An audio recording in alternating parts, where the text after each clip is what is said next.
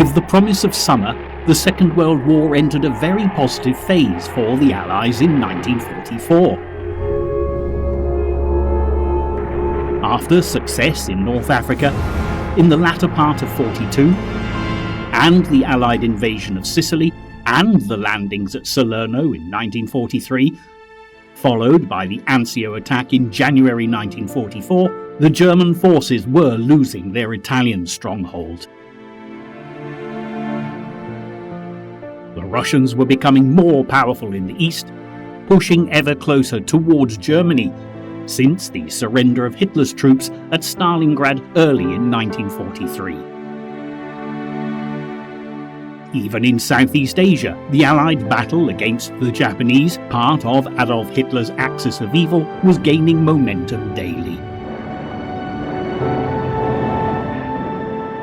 And of course, the daring Operation Overlord, which had culminated in the D-Day landings of June 6th. Along the coastline of Normandy had been a triumph beyond even the wildest dreams of the Commander-in-Chief, General Dwight D. Eisenhower. Remarkably, Eisenhower had never actually seen active service, but he was nevertheless a superb administrator who was greatly admired by all the men he commanded, not least because of his pleasant and affable character. The respect and trust of the troops was of vital importance to Eisenhower because he knew that once Operation Overlord began, every soldier, sailor and airman, regardless of rank or experience, would be key if the battle for Normandy was to be won. The Allies could have taken a shorter route to France across the English Channel from Dover to Calais, but they deliberately chose a different route.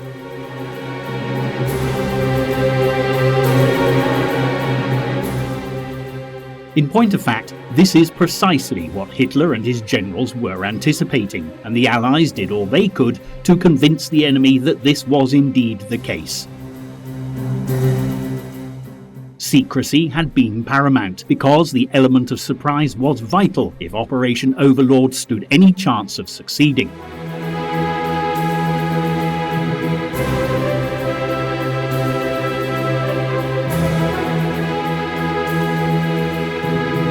A concerted campaign, Operation Fortitude, was instigated to keep the Germans believing that the invasion would target Calais, and events soon proved that it had served its purpose.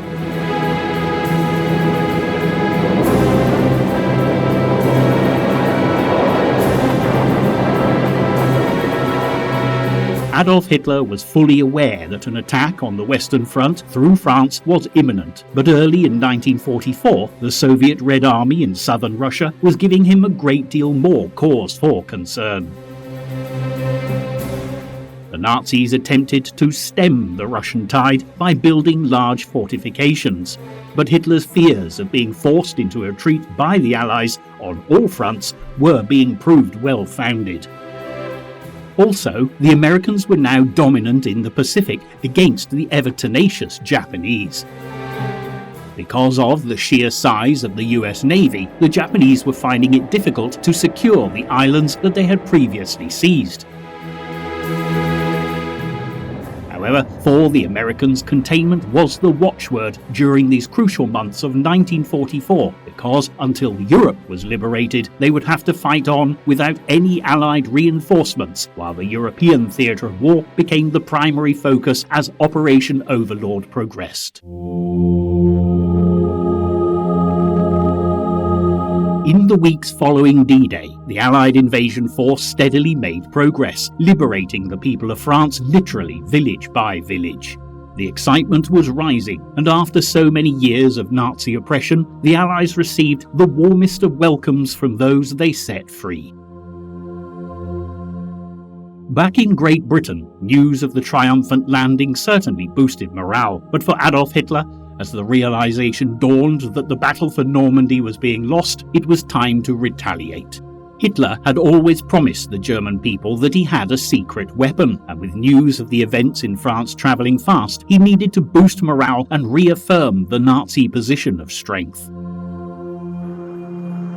The weapon in question was the V-1 bomb, taking its name from a German word meaning weapon of vengeance, and it most certainly was. The effectiveness of these bombs came from the fact that they were unpiloted, basically an early cruise missile that could be launched from mainland Europe across the Channel to target Britain. After being launched, the precise autopilot technology would accurately track the target area where it was due to detonate, and the damage the bombs could do was horrific. Powered by a combination of petrol and compressed air, the V1 could travel at great speed. They made a very loud buzzing sound from the jet engine that pulsated 50 times a second, and this buzz gave the V1s many nicknames, including the Buzz Bomb and the Doodlebug, after a loud Australian insect. The sound was terrifying enough, but when it went silent, it was dangerous, with there being about 15 seconds before the huge explosion. However, for Hitler and the German developers of the V1, there was one major disadvantage. There was no way they could be sure whether the bombs had reached their designated sites or not.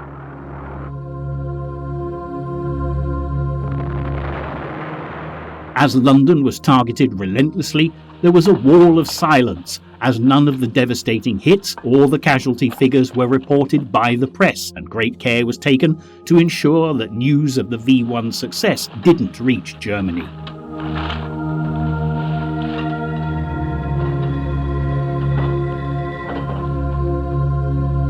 What's more, the indomitable spirit of the British, typified by the people of London, had been a major problem for Hitler throughout the conflict, most notably during the Blitz, and once again the great British public stood firm in their resolve to see Hitler defeated.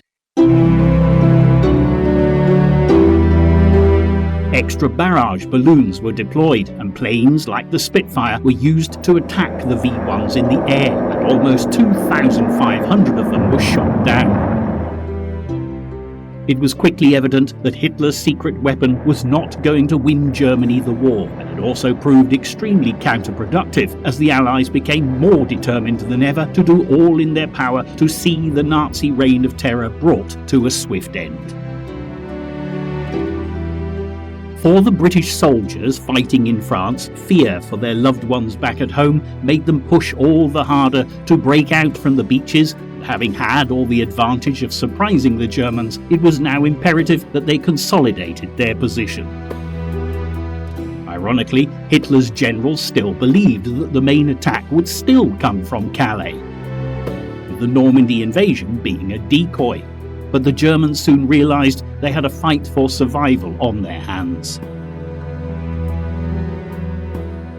General Montgomery, who had been instrumental earlier on in the war, leading British troops to victory in the Second Battle of El Alamein, before taking a significant role in the fight for Europe, certainly found heavy Nazi opposition at the eastern end of the D-Day landing beaches. His troops suffered many losses, and Montgomery was forced to retreat to rethink his tactics. Boosting the German resistance in this area was crucial, because if Caen fell to the Allies, it would leave the road to Paris wide open.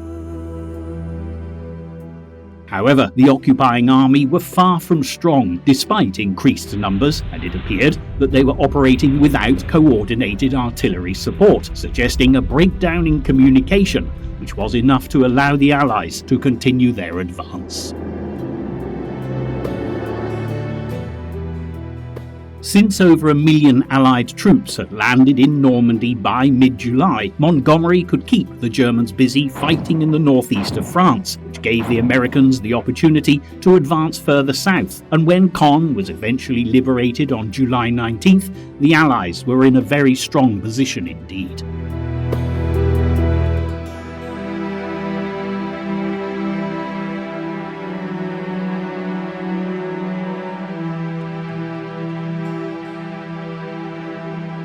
With a strategic pincer movement, the Allies steadily surrounded the Germans, but the Nazis could do very little to hold on to their occupied French territory. and as more Allied troops were brought in, the Germans quickly became outnumbered and retreat was the only viable option open to Hitler and his generals.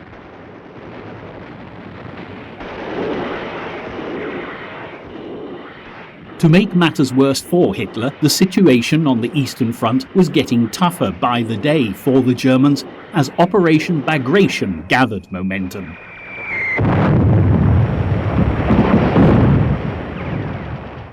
Bagration was the code name for the Belarusian strategic offensive operation, which aimed to clear all German forces from Belarus in northern Russia to Poland, which had started on June 22nd and continued through until the 19th of August.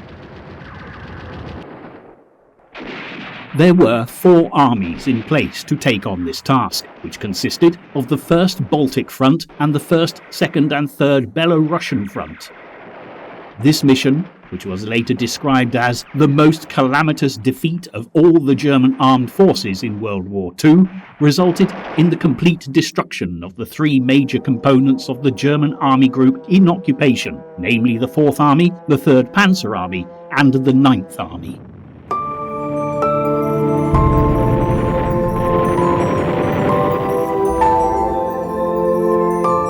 The speed the operation advanced at was remarkable, and by July 7th, the Red Army had marched into Lithuania in southern Russia and had managed to secure it by the 13th.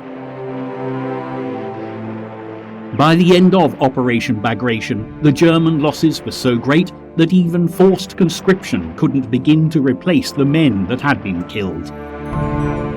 The Axis lost about 20 divisions in all, and 50,000 Germans were captured and taken prisoner from the city of Minsk, which was the last big German base on Soviet soil, liberated on July 3rd.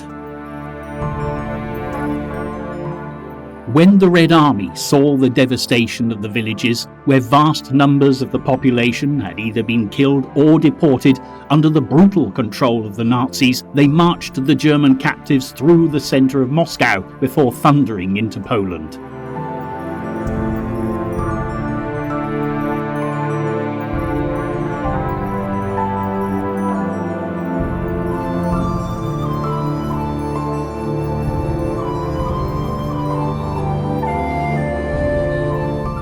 The statistics from Bagration are staggering. Overall German casualties, including those killed, injured or captured, have been estimated at 670,000, with more than 59,000 vehicles destroyed.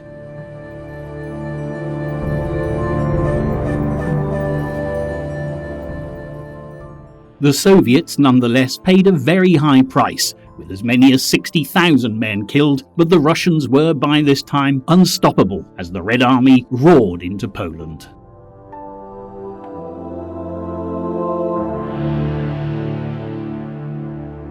However, with the Polish Home Army already fighting the Germans in the Warsaw Uprising, they waited rather than storm into the nation's capital.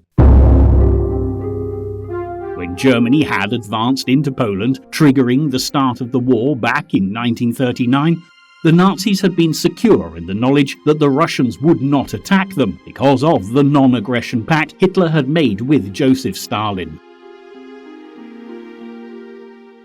In return, Hitler had agreed that the Russians would split Poland with Germany. Consequently, the Polish nationals were keen to take charge of their own affairs.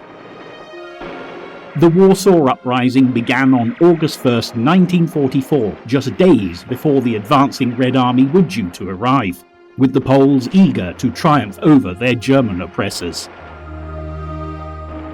Sadly, they simply did not have the strength, and the Germans fought hard to maintain their position.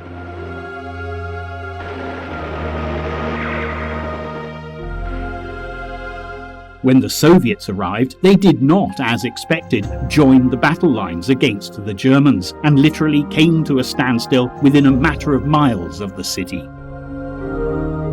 The uprising continued for 63 days, and the sudden halt of the Red Army is a controversial issue that historians are still disputing to this day. It's been suggested that the Soviet advance from Russia had left the Red Army exhausted and lacking the power to take on the Germans. while others argue that this was not the case at all. Stalin may have called a halt so that the Polish home front would be defeated, as they would undoubtedly be opposed to the Soviet regime after the war. The Soviets claimed that it was lack of fuel after Operation Bagration that left them stopping short of Warsaw.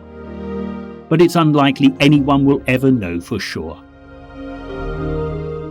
As September ended, so did the uprising, and on October 2nd, the Poles surrendered to the Germans, having lost 18,000 soldiers, while between 120,000 and 200,000 Polish civilians had died, most of them murdered by the German troops.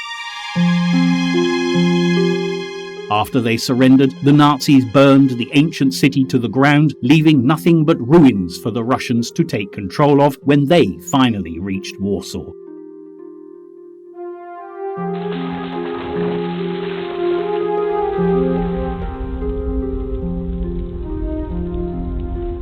With the mighty Russian allies advancing from the east, American, British and Canadian troops gaining momentum in Western Europe, the German generals knew that they were in a very dangerous position.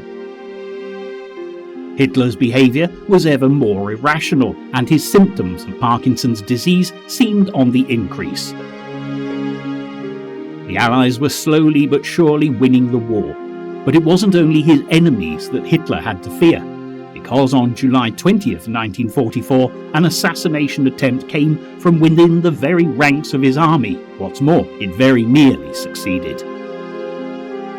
For some time now, Hitler had made few public appearances, and he was actually attending a meeting at his Wolfslair headquarters in East Prussia, discussing the deterioration of the military situation on the Russian front when a bomb exploded, killing 4 officers and severely wounding many others.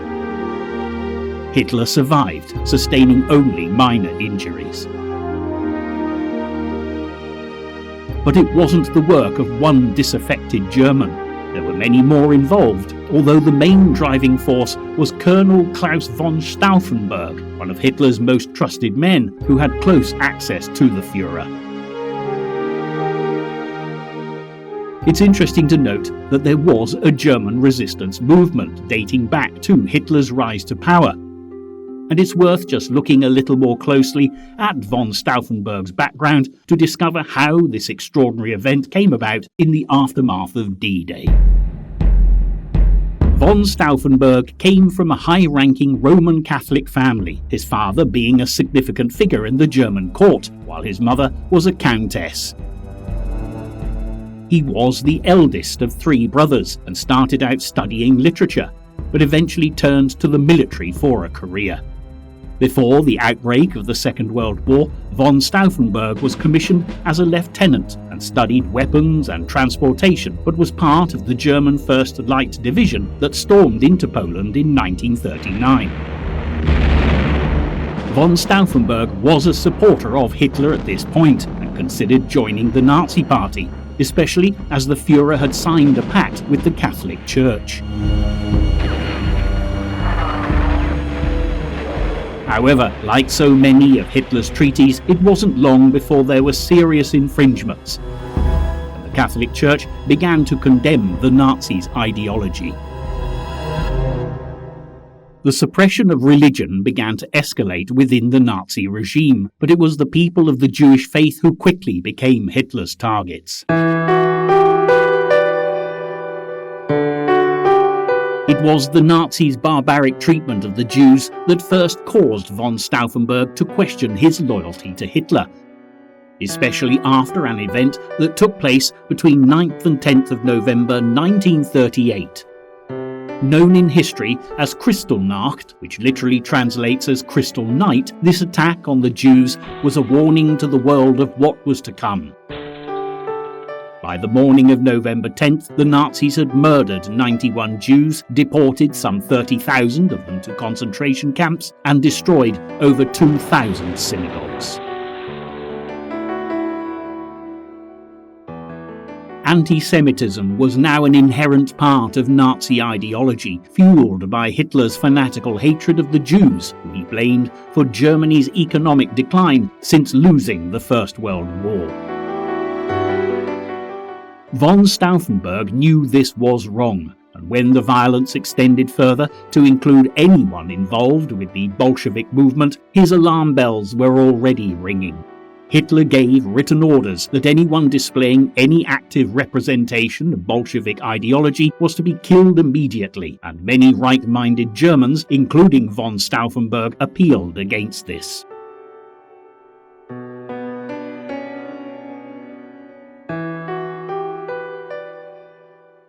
As the war progressed, von Stauffenberg's opinion of Nazi conduct and policies deteriorated, and he became convinced that Hitler was corrupting the German Empire by taking innocent lives. By 1942, von Stauffenberg knew in his heart that Hitler and his Nazi henchmen had to be stopped. In 1943, shortly after being promoted to Lieutenant Colonel of the 10th Panzer Division, von Stauffenberg's vehicle was bombed by the British during the Tunisia campaign in North Africa.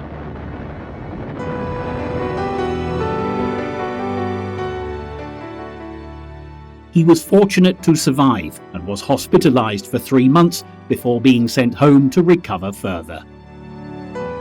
Von Stauffenberg's injuries were severe. He'd lost his left eye, right hand, and most of the fingers on the other hand, but he was determined to continue as a soldier. However, it was during his rehabilitation that Henning von Tresckow, a serving officer but a conspirator in the German resistance, approached him. Aware of von Stauffenberg's organizational skills and dislike of the Nazi movement, von Tresckow offered him a job as a staff officer at the headquarters of the German Home Army in Berlin to assist when necessary in the fight to remove Hitler from power.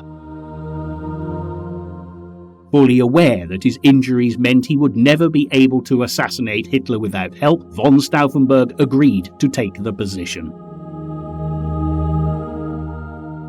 Von Tresckow was convinced that only the death of Adolf Hitler would stop Nazi tyranny, and as the Allies played their part, advancing towards Germany, the resistance prepared to do their duty.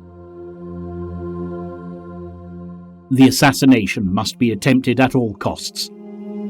What matters now is no longer the practical purpose of the coup, but to prove to the world and for the records of history that the men of the resistance movement dared to take the decisive step.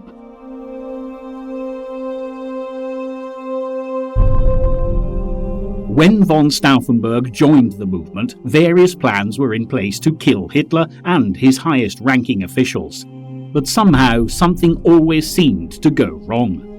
Eventually, von Stauffenberg realized that despite his injuries, he was able to get closer to Hitler without arousing suspicion, so he put himself forward to carry out the assassination. By this time, the D-Day landings had been a great success for the Allies, and the support for von Tresckow and the German resistance had increased as plans were put in place to rid the world of Hitler and the Nazis for good.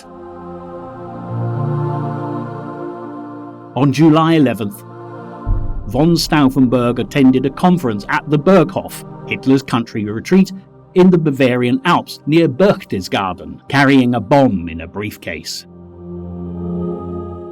A colleague waited nervously in a getaway car for von Stauffenberg to complete the assassination of Hitler, along with Heinrich Himmler and Hermann Göring, but again it was not to be.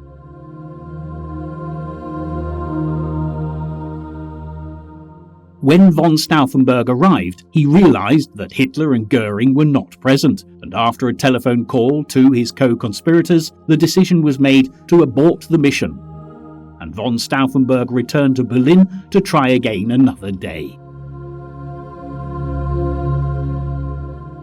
The conspirators wasted no time in rescheduling, and by the 15th, von Stauffenberg was ready with his bomb once again at Hitler's headquarters in East Prussia.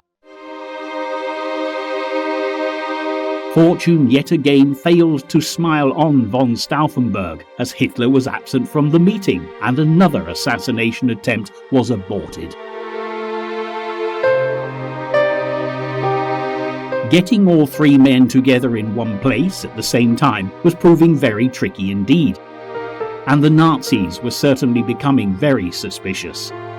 Arrests were being made, and the conspirators selected July 20th, knowing that speed was vital and this would very possibly be their last window of opportunity.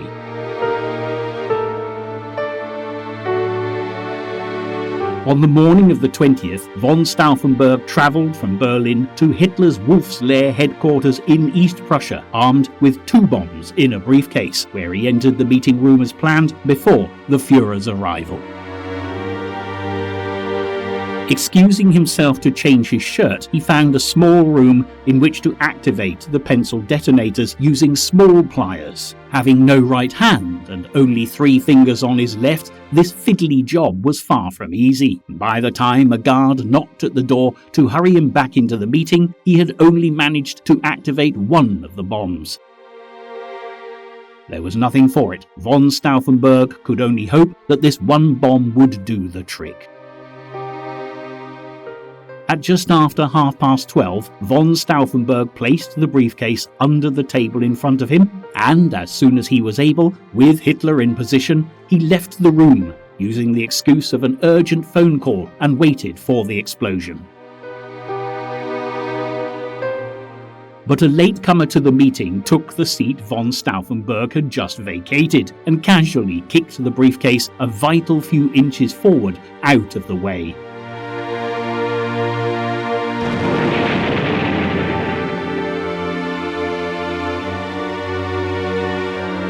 When the bomb exploded at 12:42 p.m, the unfortunate latecomer and 3 others were killed, but Hitler once again escaped death and was one of the least hurt in the blast because of the protection the large solid oak conference table had provided.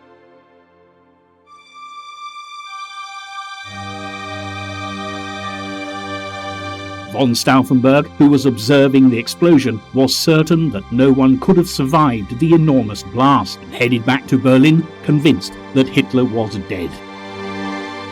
Elated, von Stauffenberg met with his fellow conspirators, ready to take over power in Germany.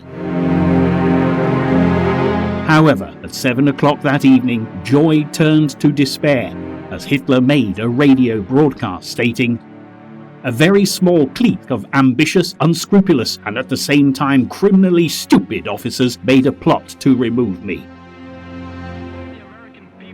The German news agency added, "The German people must consider the failure of the attempt on Hitler's life as a sign that Hitler will complete his tasks under the protection of a divine power."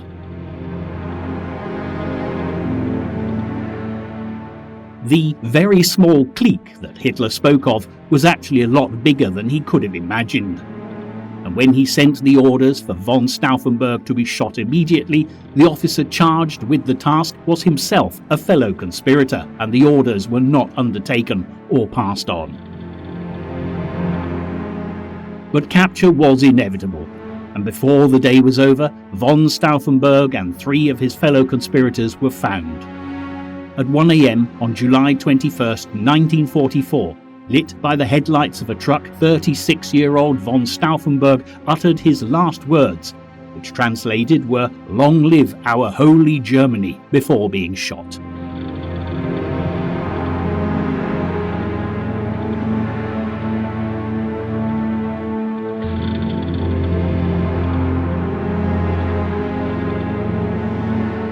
Von Stauffenberg's brother, Berthold, along with over 200 other conspirators, were tried before a judge and sentenced to execution. Keine Früchte! Die haben gemacht über die Dienstverpflichtete. Na, wo sind sie hingegangen? Chemische Erzeugung, haben keine Ahnung von Chemie. Hätten lieber eine Knarre in die Hand genommen, wäre ich auf dumme Gedanken gekommen. Aber natürlich! Die haben ja bestätigt, dass die Verbraucher sind. Also, und werden die hier nicht unvernehmen! 8 of these sentences, including Berthold's, allegedly were death by strangulation using piano wire hanging from meat hooks.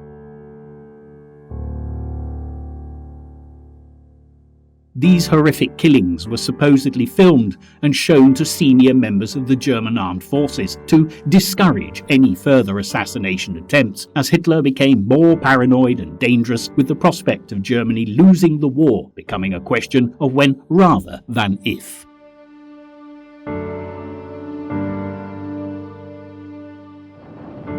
While the battle for Normandy had raged on through June and the Russians pushed ever closer to Germany, out in the Pacific, the Americans had been busy making waves. The target was the Mariana Islands, and the first of these was Saipan. Japanese planes were shot down in their hundreds, and US submarines caused a significant amount of damage as they torpedoed Japanese carriers. The Allies were victorious, and Saipan fell on July 9, 1944, followed by the resignation of the Japanese Prime Minister Tojo just 9 days later. He had attempted to conceal the events at Saipan, trying to convince his people that the Japanese had been victorious. But when the news leaked out, Tojo had lost all credibility. The Americans were relentless following their victory at Saipan, with a campaign to take the islands of Tinian and Guam, which they achieved in August 1944. After the humiliation suffered at the hands of the Japanese at Pearl Harbor, the Americans were now poised to take the war to the Japanese mainland.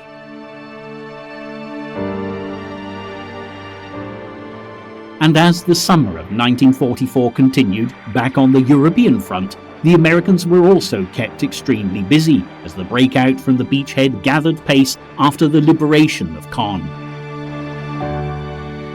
It was time for the Allies to work closely together now, and Montgomery had expected Eisenhower to appoint him commander of the ground forces in Europe. But with the American generals Omar Bradley and George S. Patton being key to the liberation of France, as well as Montgomery, this was probably going to be unworkable. There had been antagonism between the American generals and Montgomery since the Allied advance into Sicily, and Eisenhower knew only too well that his countrymen would never accept Monty in command of them. Also, there were now a proportionally high number of US troops fighting in Normandy, so logically, an American with overall leadership responsibilities would make the most sense. The obvious solution was for Eisenhower to take on the role himself, and to appease Montgomery, Prime Minister Winston Churchill promoted him to the rank of Field Marshal.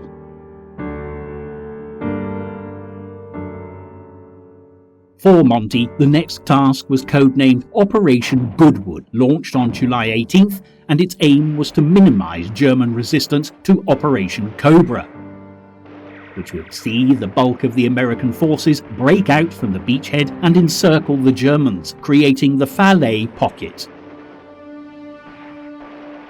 Cobra should have begun on the 18th as well, but bad weather, something of a characteristic of the summer of 1944, meant that it was postponed until the 25th.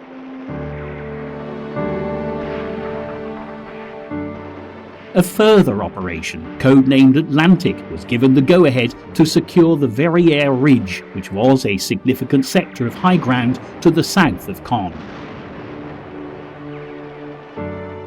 Taking this area would not only give a great defensive position, but would also open up the path to the town of Falaise, which was proving very difficult to get to, with the heavy German occupation of this strategic ridge.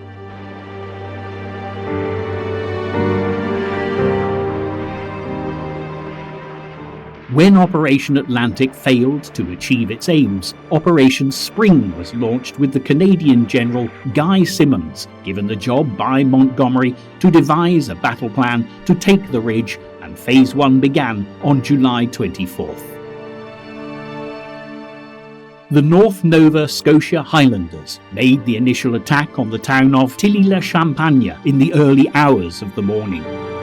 Simonds had devised a way of bouncing light off the clouds to improve visibility, so the Allies could see the enemy positions. Unfortunately, this also meant that the ridge's German defenders could see the Canadians too, and this resulted in a hard and bitter fight.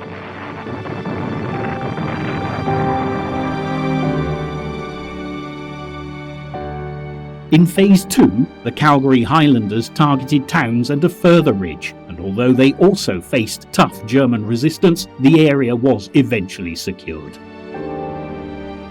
The German counterattacks for both Phase 1 and 2 were swift, with panzer tanks advancing against the North Nova Scotia and the Calgary Highlanders, forcing the Allies to retreat from their newly secured areas.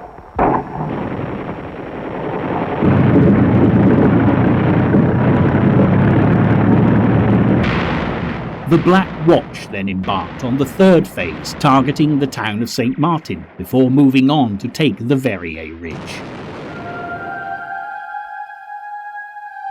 During D-Day and the weeks after, the bad weather had worked in the Allies' favour, convincing Hitler's generals that the invasion would not be until conditions improved. But this was not the case when it came to Operation Spring. The Germans moved their 9th SS Panzer Division into the area as soon as news of Operation Spring reached them. A postponement due to bad weather gave the German army time to reinforce the ridge with another 4 battalions of men. The Canadians suffered terrible losses. In this phase, few soldiers survived to tell the tale, proving that despite the success of D-Day, the battle for France was still far from being a foregone conclusion.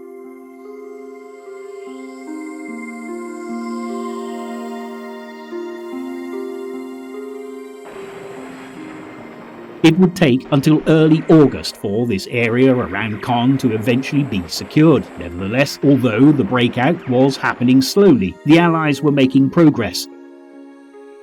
And on August 15th, Operation Dragoon was set in motion as the Allies prepared to make an amphibious landing between the southern French towns of Toulon and Cannes. Dragoon had first been planned as Anvil alongside Operation Overlord, with troops attacking from the south at the same time as the Normandy landings. Cooperation between the Americans and the British had been crucial, but not always harmonious throughout 1944, and Anvil had caused something of a rift.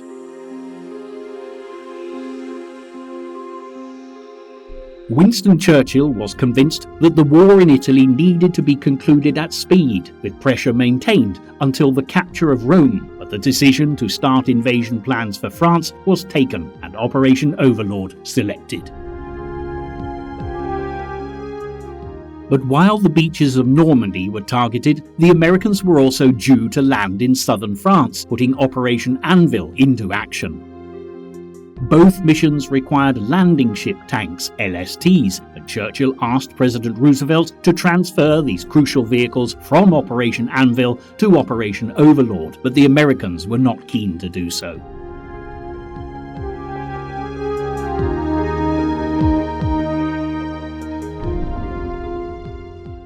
This row continued for some time, until a rehearsal for loading men and machinery onto British beaches, like the 5 chosen for the Normandy landings, proved disastrous.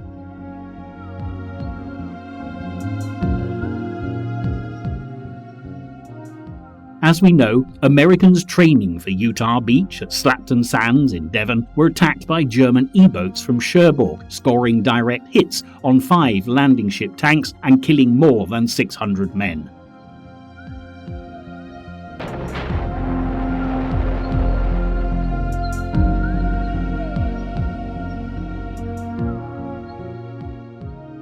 The landing ship tanks were impossible to replace so close to D-Day, and Operation Anvil was postponed.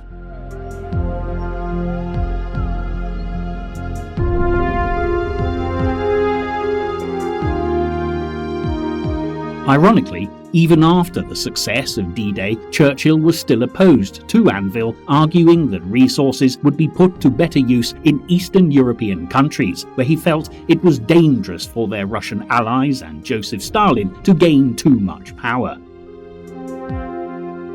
This is where it suggested the name change for the operation came from, with Churchill dragooned into accepting it by the Americans. After all, Rome had fallen to the Allies in early June, so Churchill no longer had that argument, and after the success of Operation Cobra, which was due in no small part to American strength, the British Prime Minister had no choice but to agree, and Dragoon was set to commence on August 15th.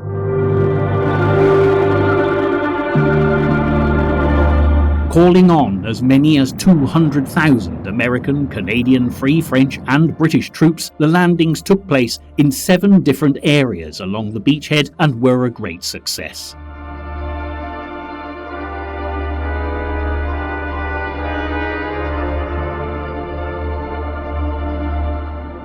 By the second day, over 94,000 troops had come ashore, and as so many German troops had been sent to fight in northern France, Operation Dragoon met little opposition.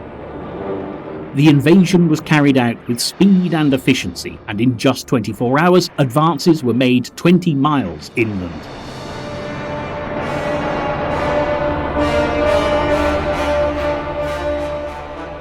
For the French resistance, this was exceptionally good news, and for those fighting on the streets of the nation's capital, hopes for a speedy liberation of Paris gained momentum. The French resistance had been born when the Vichy regime had been put in place after Hitler stormed into France in 1940, and it steadily grew and became more organised as the German occupation progressed.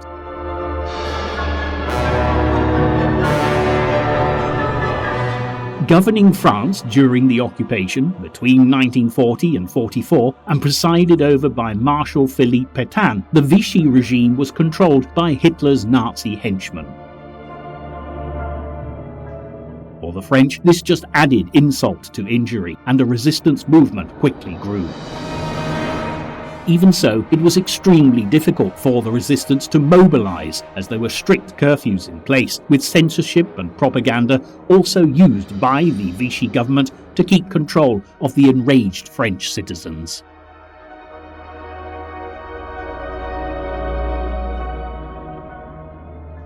Also, anyone even suspected of being a part of the resistance was treated with vicious brutality. And in 1943, the Milice was set up, which was the Vichy government's equivalent of the Nazi Gestapo. The Milice were responsible for killing thousands of their fellow Frenchmen during Hitler's reign of terror.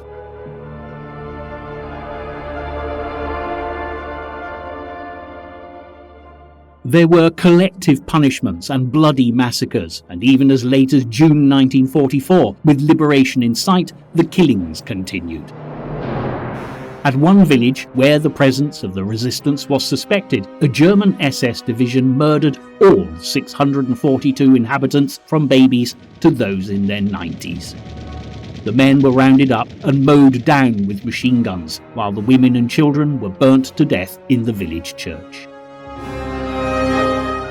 But by the time June 6th dawned, the French resistance could boast an army of about 100,000, and they were ready, willing, and more than able to prepare the way and assist the Allies in Operation Overlord.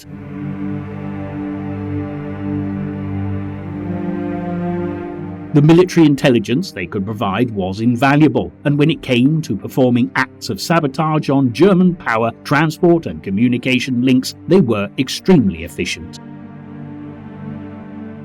Not surprisingly, the resistance wanted Paris liberated as soon as possible, and an uprising began on the 19th of August. Even though Eisenhower, as the Allied commander, thought it too early to move into the city, he was given an ultimatum that forced him to change his tactics.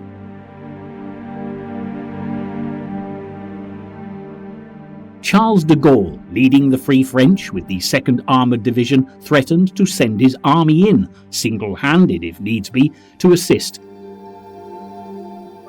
And when the Russians failed to intervene in the Warsaw Uprising, Eisenhower agreed that the Allies would support him.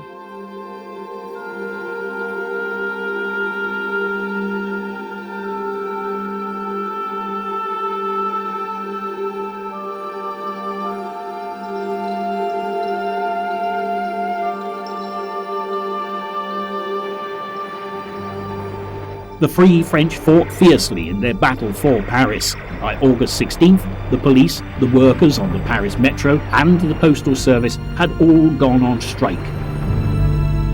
By the 20th, the uprising was in full swing, with barricades and trenches appearing everywhere.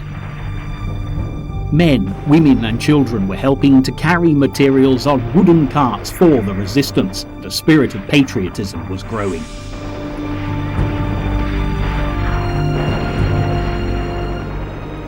After a short ceasefire, both sides attempted to evaluate the situation. The Germans lacked any depth in numbers, while the resistance lacked the weapons of war, which the Nazis still had an abundance of. By August 22nd, the battle for Paris was back in full swing, and the resistance managed to force many of the German army of occupation into retreat.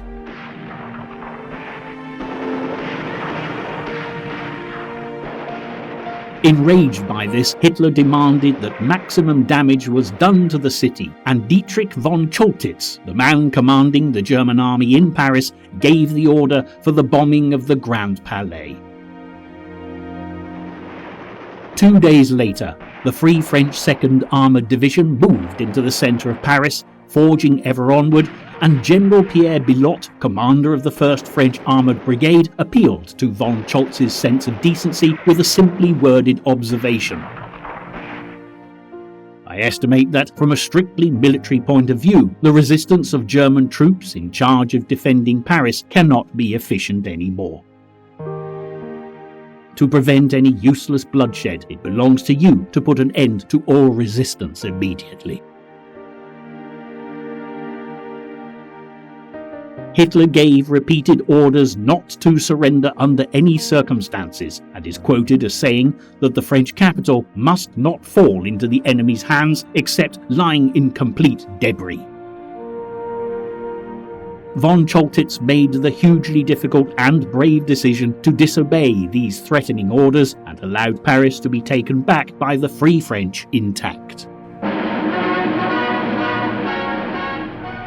Triumphantly, Charles de Gaulle made a moving and extremely patriotic speech to the newly liberated people of France, letting the whole world know that we who have lived the greatest hours of our history have nothing else to wish than to show ourselves up to the end worthy of France. Long live France. De Gaulle was appointed President of the Provisional Government of the French Republic, which immediately came to power.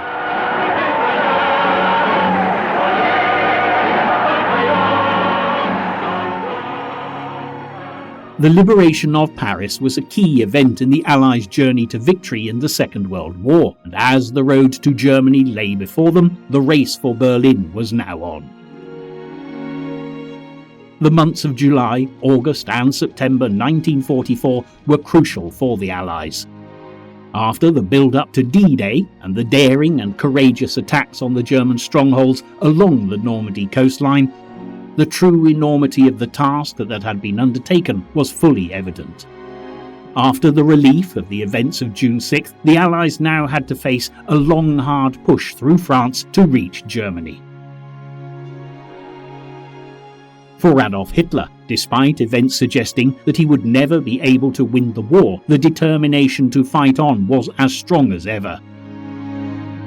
But the Führer's capacity to make rational decisions was deteriorating, and his own high-ranking officials, including Hermann Göring, Heinrich Himmler, and Joseph Goebbels, were having serious doubts about Hitler's ability to lead them for much longer. To consolidate their position in France, the Allies would face many dangers yet, and as the Russians pushed for Berlin from the east, the Western Allies would have political issues to sort out with their Soviet counterparts, as they too had Berlin firmly in their sights. With the end of the war coming into view, the challenges for the free world were as great as they had been back in 1939. But at last it seemed that the hopes and dreams of a new age, free from the tyranny of Adolf Hitler, were about to be realized.